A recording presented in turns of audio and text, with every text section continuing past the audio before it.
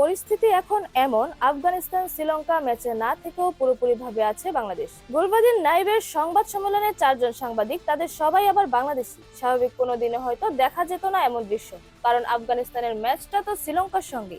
বাংলাদেশ সেখানে কোথায়? কিন্তু পরিস্থিতি এমন, এই ম্যাচে না থেকেও পুরোপুরিভাবে আছে বাংলাদেশ। বাংলাদেশ এশিয়া কাপের সুপার ফোরে যাবে কিনা সেটিই তো নির্ভর করছে এই ম্যাচটার উপরই।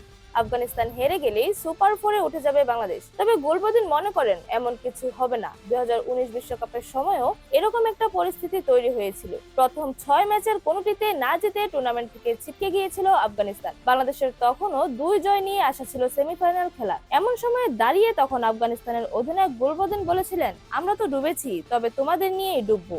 এবারের পরিস্থিতিও যদিও একটু আলাদা।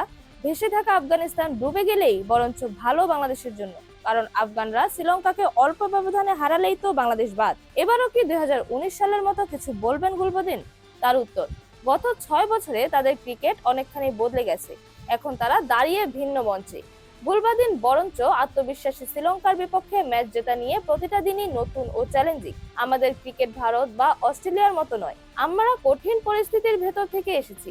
আমরা এই ধরনের পরিস্থিতি ভালোবাসি। এই ধরনের পরিস্থিতিতে অভ্যস্ত। যদি আপনি আমাদের ক্রিকেট ইতিহাস দেখেন, আমরা যেখানে ছিলাম এখন যেখানে আছি পুরোপুরি আলাদা। কঠিন পরিস্থিতি সামলে নিয়ে যদি জয় পেয়ে যায় আফগানিস্তান, সেটা যেন বড় ব্যবধানে হয়। বাংলাদেশের সবার ওই প্রার্থনাটা গুলবাদিনের কাছেও পৌঁছে দেন বাংলাদেশি এক সাংবাদিক। উত্তরে একটা হাসি দিয়ে চলে যান আফগানিস্তানের সাবেক অধিনায়ক। এর আগে তিনি জানিয়ে গেছেন, কোনো ধরনের চাপেই নাকি নেই তার দল। ক্রিকেট সহজ নয়। এ ধরনের টুর্নামেন্টে প্রতিটি ম্যাচে কঠিন, চ্যালেঞ্জিং। আপনাদের কোনো চাপ নেই। শ্রীলঙ্কা ভালো দল, তারা 2টি ম্যাচ জিতেছে।